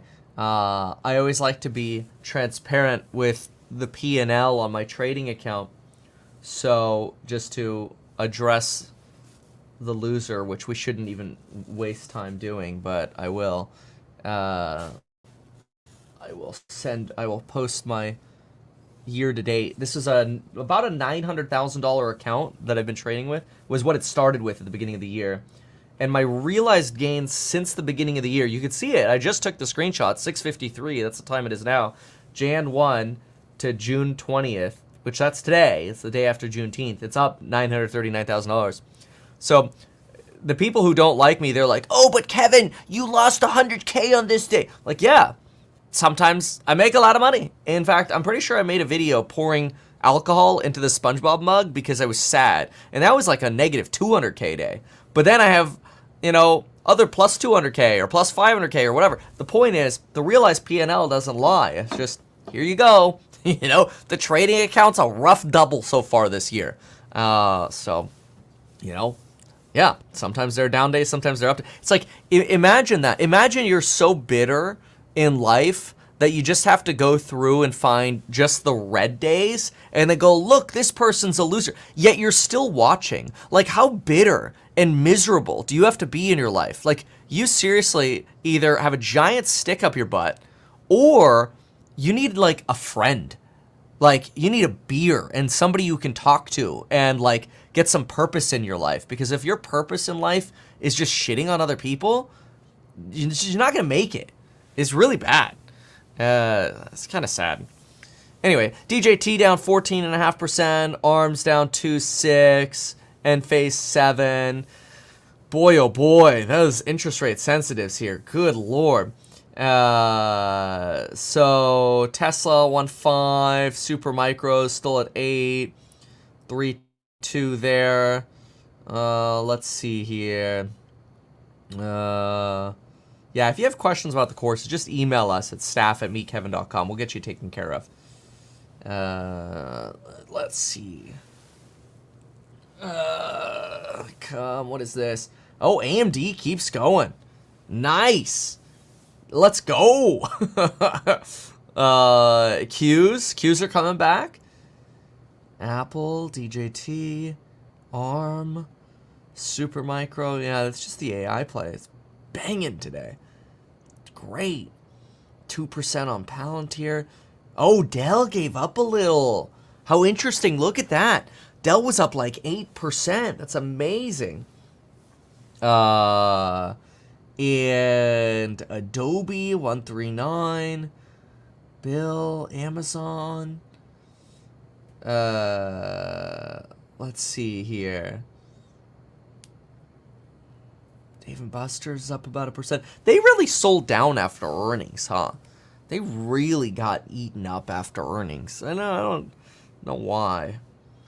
So, yeah, AMD keeps chugging along. I got a line at 165 on that one. ARM is recovering. And Apple, Tesla's consolidating. Now, see, I can't trade this. When I see this crap, I don't go in. There are lectures on options in the Stocks and Psych, yeah. So,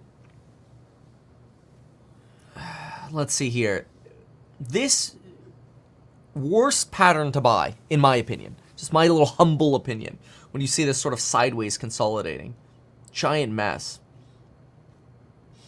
Let's see here. Nvidia. Okay, let's try to get out of this. Oh, wow. SolarEdge down 10. How did Bitcoin move after the open? Because I think it started moving up again.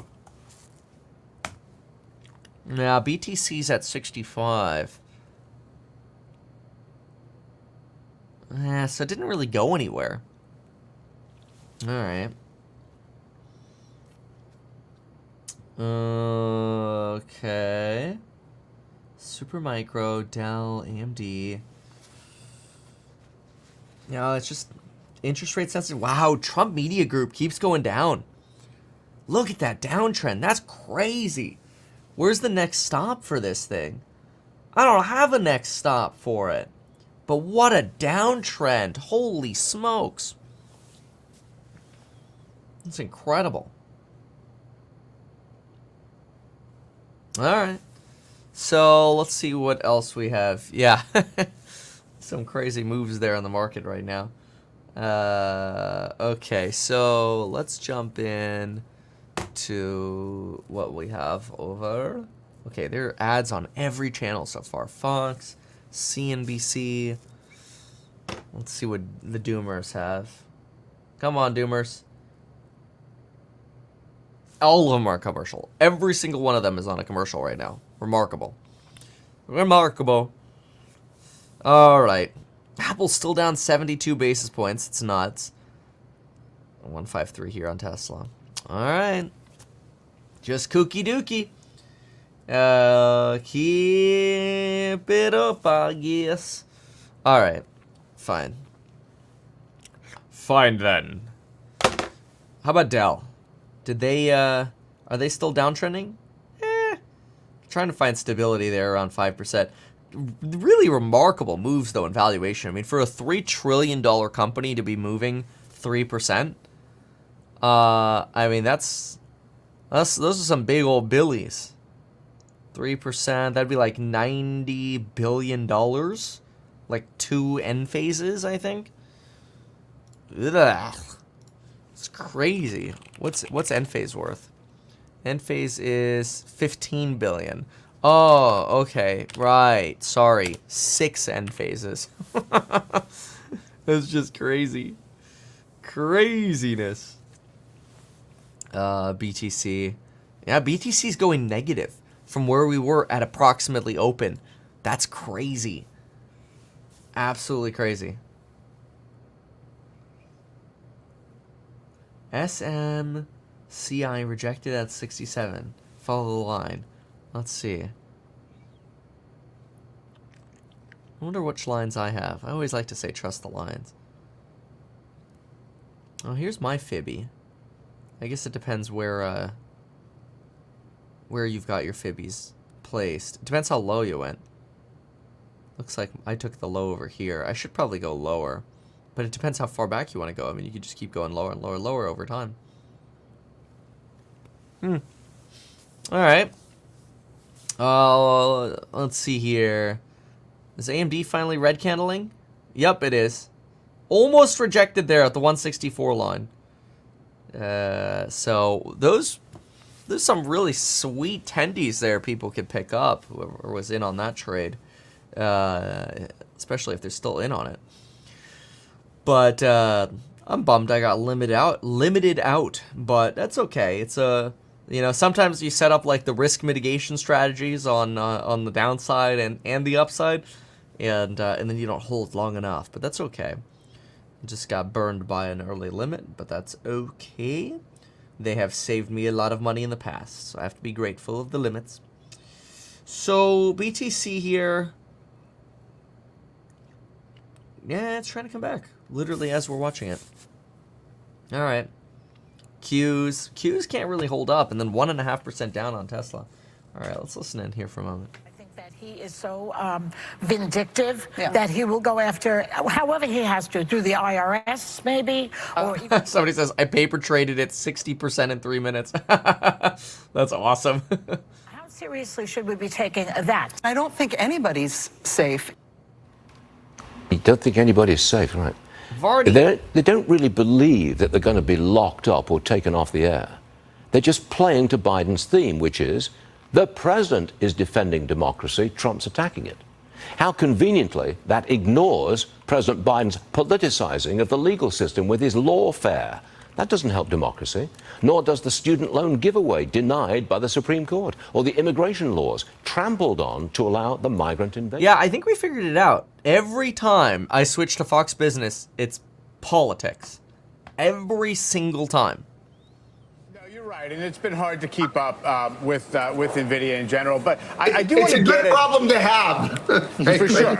Yeah, if you've been recommending it, no doubt about it. I did want to drill in a little bit, though, on sort of the valuation where it has been before, because I've been trying to make the point that it was at a higher forward PE when the forward estimates were way, way too low. Okay, in the last 4 quarters, they were low by 50%, or even actually 100%.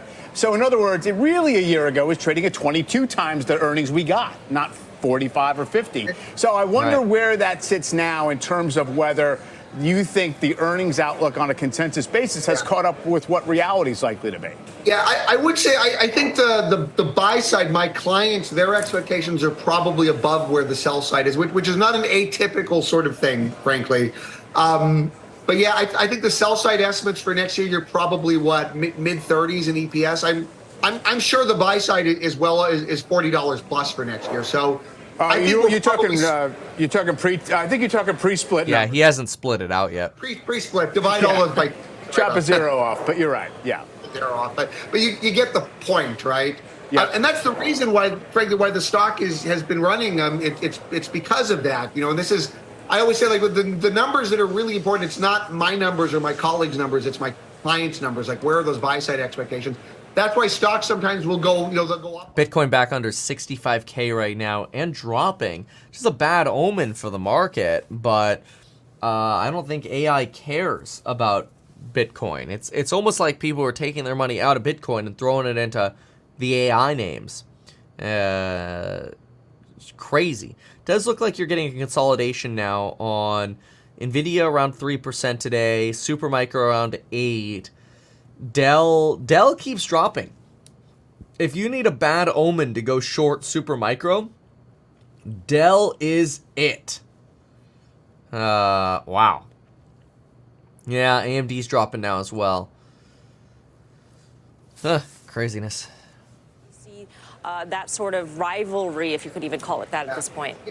Frankly, the most relevant second source, it's probably not even the other merchant suppliers like AMD and Intel. It's folks like Broadcom who are making chips for the hyperscalers, who are, by and large, doing their own chips, at least for their own internal workloads. And like Broadcom, their AI revenue guide for this year is like 11 billion or more. And I bet of that 11 billion, 7 or 8 of it is probably like what they call ASICs, but these custom chips that they're making for Google and Meta and that sort of thing.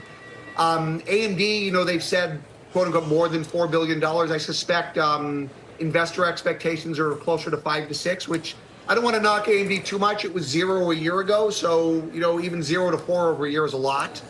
Intel said they'll do 500 million in the back half. It's a drop in the bucket. I mean, Nvidia is probably going to do $100 billion, though. You can kind of see where the dollars are flowing. But that's sort of a breakdown of where share is today. Nvidia's still got the lion's share. They'll probably keep it.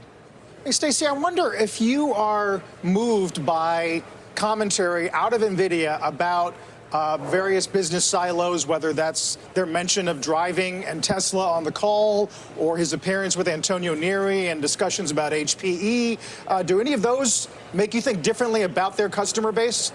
Well, I think it's clear that their customer base at least is broadening out. So they still have a lot of concentration at the large hyperscalers, which makes sense. Those are the guys with the big wallets. But I think they said on their last earnings, I can't remember the exact numbers. It was like low 40s or mid 40s percentage was like large cloud vendors and consumer internet companies.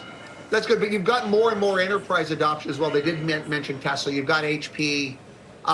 You've got like other companies like healthcare companies that are doing drug discovery and things like that. So there is a wider span of customers with more workloads, more enterprise-y kinds of things. And this is actually important because over the long term, I mean, there is a lot of money that's getting spent. Over the long term, like business models have to get built on top of this that are driving returns, that are driving revenues or driving efficiencies and saving costs, or ideally both. And along those lines, you want to see like more enterprise adoption. You want to see those guys building business models on this. And it's still early, clearly, but we're starting to see signs of that. So I think that's a good thing. Yeah, nice piece in the Times just this week about AI driving drug discovery, to your point. Stacey, always good to check in with you, even though the story kind of remains the same. We'll talk soon. Yeah, you bet. You bet anytime. Nvidia's got a nice little slip happening right now. Little bit of a slippy dippy. 2.7. AMD's back under 5. ARM's rotating down. DJT's recovering, actually. Qs are going down. Tesla tried to push there for a second. Couldn't keep it up. Nvidia rather keeps going down. This is sort of following the Dell trend. It seems like Dell is sort of leading this sell-off right now. Supermicro is still holding on to that 990 line. It's a pretty big one, but Nvidia just really wants to give up right there. So little bit bizarre what's going on over at Nvidia, but keep an eye on it. Okay, let's see here. Not uncommon though to see the fluctuations. Okay, what do we got here? Dominant storyline in the market, and that, of course, is AI. We opened up with a conversation about tech and, you know, what we're seeing when it comes to some of these big chip makers, but how far can you follow that AI storyline? I hear more and more about utilities, data centers, even copper, for example. I mean, how far does it go, Dana? Yeah, so it's interesting because obviously copper has been experiencing a boom this year, and, you know, we're going to have this, right? We're going to have this storyline and narrative around, hey, everything is AI. It's because you need copper for AI, right? And you need energy for AI. And so therefore, the energy companies should get a boost. And, you know, as these things do, right? Any aspect of the supply chain that you can somehow attach to that AI story potentially gets a boost from this. So I would say this is the time for really kind of a fundamental look at these different, you know, theses, right? And to say, okay, well, what companies actually do stand to benefit from this? And what companies are kind of being lifted up in this, hey, all boats that have anything to do with AI can float higher. And so as an investor, I think you have to be careful. I think there are ways to play AI. Think internationally. Think some of these semiconductors, you know, the story is there, but they're not really pricing into something to the extent of, say, an Nvidia, right? So there's definitely opportunity and ways to play this, I think. But you also have to be buyer beware that you're not getting caught up in a storyline that, you know, maybe it's related or maybe copper's up because of supply chains, you know? Right. Yeah, no, it's a good point, too, that the opportunities are out there. But, of course, you have to be selective. It's very difficult to pick winners. Dana, have to keep the conversation going at some point later. Dana Diorio of InvestNet, thank you so much. Let's take a look at what's moving now underneath these markets with Bloomberg's Emily Grafeo. And we were just talking about AI. So tell me about the poster child. Nvidia. There's no denying that this is. It's only up about 2% right now, Nvidia. So are going to play this year and essentially last year's too AI frenzy. It's up about 3% right now. Not sure if there's any exact fundamental news on this day, but the big news this week is that it's now the world's most valuable company, over $3 trillion.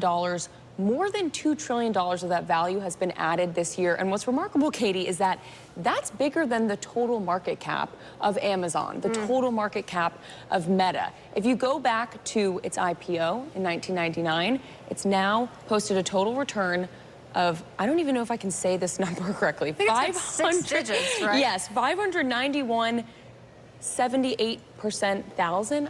I'm not good with these larger That's a lot. That's but a lot. It is a 6-digit gain, including reinvested dividends, and over 170% year to date this year. It is just a remarkable ride for this company. An incredible momentum chase going on as well, with another 3% or so added to Nvidia shares today. But keeping the conversation going on AI, Accenture, I mean, it's the same sort of story. okay, everything's like rotating down right now. The Qs are down. I don't know what's going on. I don't know how long this is going to last. But Tesla just went down again, 1.8. Nvidia's only up 1.8 right now. So something weird's going on. I don't know if this is just going to be like a few minutes sell-off or what this is, but AMD's bleeding. ARM just legged down. The Q's legged down here. Nvidia just keeps falling, and so does Supermicro. Dell was like really the leader of this. Dell led this sell-off, and then all of a sudden Nvidia followed, and then the last to follow was Supermicro. So this is weird. I don't know what's going on, but it's happening again. Weird. Okay, so watching watching this, let me go jump on over to the CNBC for a moment and just see what they've got. This is, yeah, Nvidia, look at that. I don't know, it just keeps going. It's at 1.3, 1.4 now. So let's see if they mention anything about it coming down. Probably not. They're usually a little behind that, but that's all right. Material slowdown from the 2.4% that's being anticipated for this year. And if you look historically, 0 to 2, lousy environment for stocks. 1.2 now on Nvidia.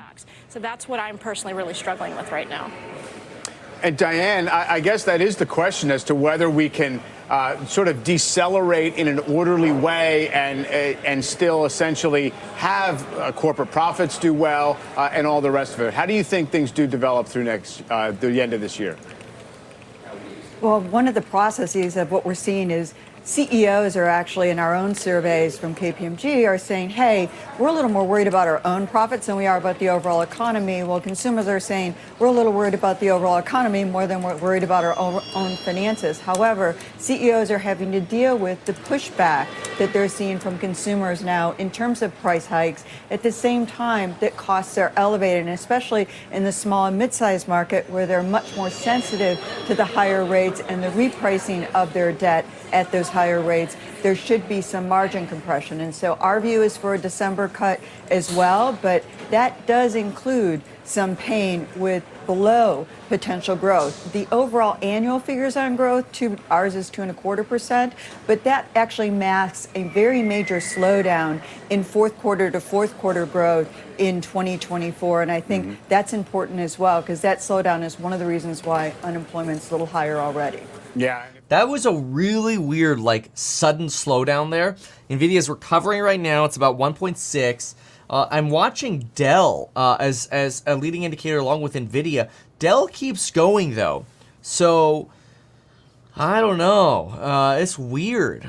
So, AMD is trying to bounce, looks like on VWAP. And the Qs want to keep going down. It almost feels like the trend today is the uptrend of the first 15, 20 minutes is over. And now it's just turning into downtrend. Yeah, look at that. There goes Nvidia again. This is weird. All right, keep listening in here. Who has humanity inside him or her and has the ability to have a stage and communicate to the people should speak about it. This is a human tragedy that needs to end. Israel. Do not miss this big interview coming up. Next. Boring. Let's see what we got here. Offer ends June 28th. Nothing. Somebody says data's out. What data? Well, I wasn't expecting any data. Let me see. Data. There's no data. There's no data. I see no data. It's the plural of data is data. There's none. Yeah, this keeps bleeding. Like, the Qs keep bleeding. AMD's actually holding up, but Nvidia barely is. I don't know if you're going to set up for another leg down here, because look at this. Dell almost gave up a full 8%. Like, Dell was literally up 8%. Now it's up 1%. It's crazy. It just keeps dipping. Super's getting stuck about 5.25. And then you've got Nvidia pushing down more now, as well as the Qs. AMD is trying to pop back up. BTC was the bad omen. It's been selling off since the get-go. It's probably just trying to be sympathetic towards Tesla. Oh, okay. Oops, I was on the wrong screen, but whatever. Fit for us and for CP Kelco because they bring really, really strong capability in creating texture and mouthfeel in food and beverage products. And I really don't care. Nvidia bouncing now? It can help save your job, license. No, go away with the commercials. Late night infomercials. No. Okay. Tesla now, wow, look at that, 1.8. Why? Nvidia, or sorry, the Q's down 0.25% now. Yeah, as soon as Nvidia gives up, it's 3%. All of a sudden, the Qs go red. It's like the only thing holding up the indices right now is Nvidia. It's scary. It's scary. I mean, also to obviously some extent, like, you know, Super Micro and some of these others. But, man, look at that Dell movement. Is it going to go red today? I think it might. Oh, my gosh. Yeah, Nvidia's at 1.2 now. Super Micro 5.2, 5.3-ish. Okay, ooh, look at that Apple sell. How's Apple down 1.2%? This is crazy. Ay, ay, ay. All right, let's go here for a moment. Oh, I wonder if this is going to be political. New concerns over Iran's nuclear program. Gillian Turner joins me now from the State Department. Gillian, what are these new concerns? So, Stuart, the U.S. and Israeli intelligence agencies have new, very alarming information about a computer modeling program that Iran has acquired that in all likelihood is going to help it. Dell's only up 50 basis points now. It just lost another 0.5%.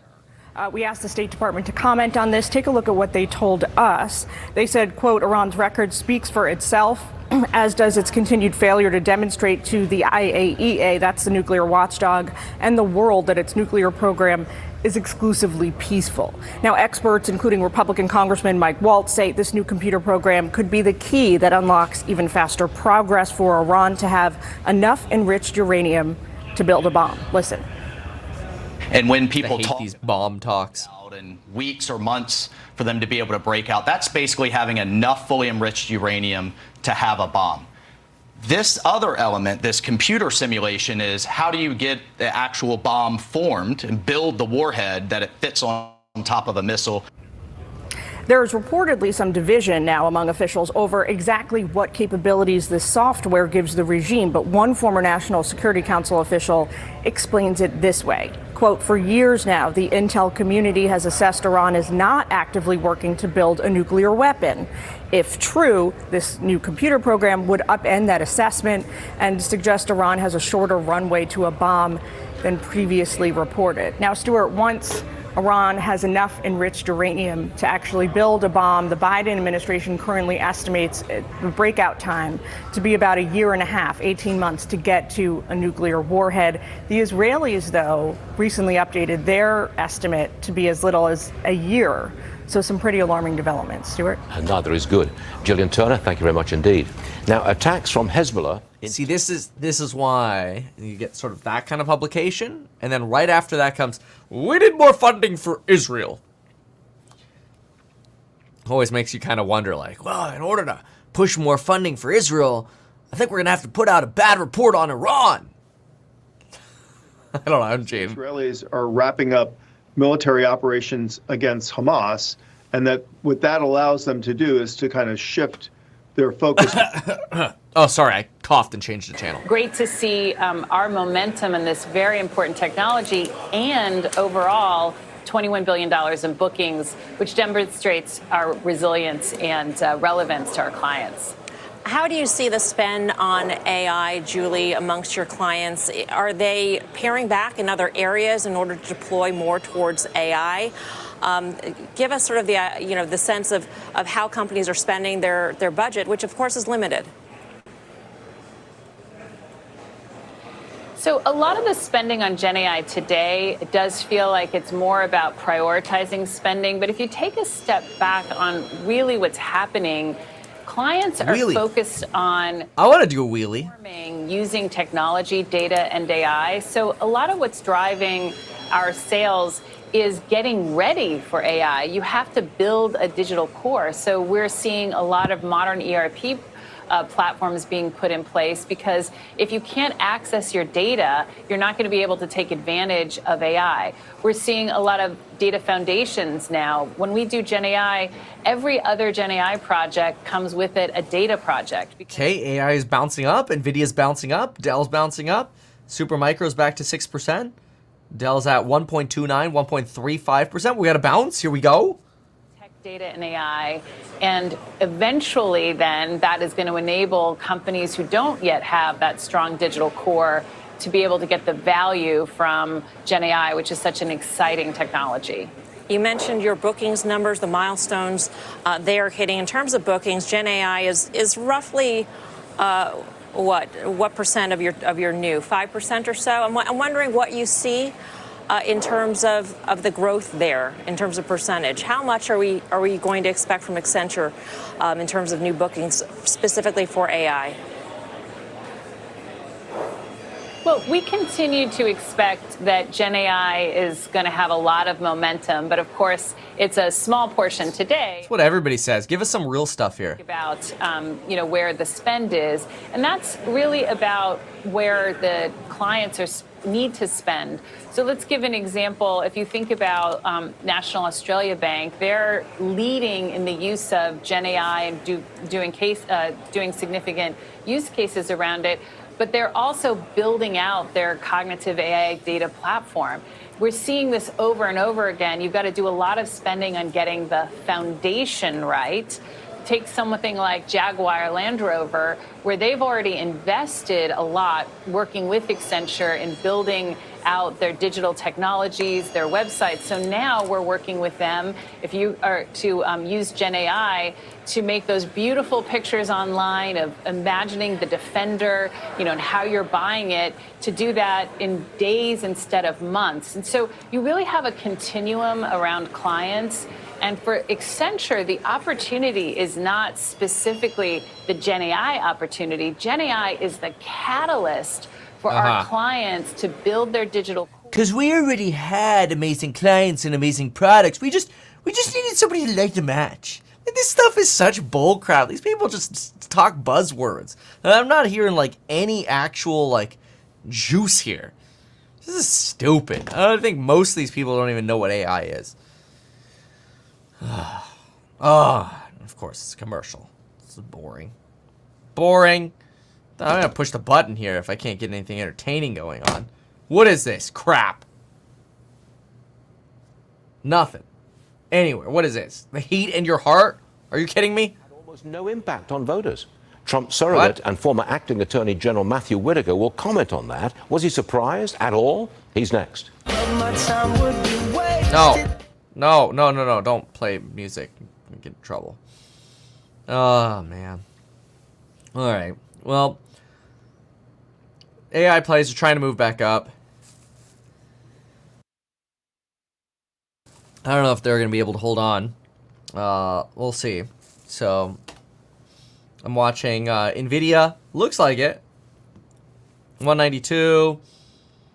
Supermicro. Dell's trying to bounce off the bottom over here. I mean, it had a crazy move there. It's actually kind of remarkable. I mean, the thing was up 8%. And now all of a sudden it's sitting over here at, 172 or something like that. And Nvidia 192. Supermicro over here at almost 7%. So a lot of that sort of big sell down has somewhat started coming back a little bit to some rising, to some growth again, some hopium again. The hopium is back. I don't know how long that'll last. Yeah, crazy. Oh well. Oh yeah. Okay. Yeah. See, look at that. Now you're getting a consolidation on Dell, almost on the 5-minute. Boring. The Qs have bounced though. That's because of Nvidia. As soon as Nvidia bounced. Oh, look, these charts are almost perfect. Supermicro Nvidia. As soon as Nvidia bounces, everything does well. That's just nuts. Nutty. All right, let's go. Boring. Fox, you're boring. Go over here. What if they didn't? Oh, you're boring too. Okay, we'll try the Doomers. Come on, somebody's got to have something for us. Otherwise, we're gonna play the music. He is ChargePoint SVP Americas. He joins us next. This is Bloomberg. Nope, they're going on calm too. Oh, boring. Somebody says, that's how I feel about Nvidia the last year. It seems when I was at their GPU training facility in San Jose, most of them hadn't even heard of them. I was thinking about that yesterday. If you were an Nvidia employee, man, the stock comp's got to be getting juicy. If you got $100,000 of stock comp November of 22, what that's worth now, it's just Gloria. They're like worth 10x, you know? It's crazy. So, all right. Good for them. Yeah, Nvidia, Supermicro, you're kind of stabilizing. A lot of lost momentum all of a sudden. Doesn't seem like the momentum's here anymore. A little too chill. Bitcoin's trying to rotate up though, so that's pretty good. And Tesla's still sitting. Bored in the house. Bored. Even though I'm a licensed financial advisor, real estate broker, and becoming a stockbroker, this video is neither personalized financial advice nor real estate advice for you. It is not tax, legal, or otherwise personalized advice tailored to you. This video provides generalized perspective, information, and commentary. Any third-party content I show should not be deemed endorsed by me. This video is not and shall never be deemed reasonably sufficient information for the purpose of evaluating a security or investment decision. Any links to promoted products are either paid affiliations or products or services which we may benefit from. I personally operate and actively manage the ETF and hold long positions in various securities, potentially including those mentioned in this video. However, I have no relationship to any issuers other than HouseHack, nor am I presently acting as a market maker. Somebody says, am I streaming the debate next week? Is the Pope Catholic, good sir? Of course we're streaming the debate next week. Gotta get my soundboard ready for it. I got some new cool sound effects that we'll be bringing, so it should be pretty fun. But anyway, all right folks, thanks for being here. I gotta go. We'll see you in the next one. Goodbye.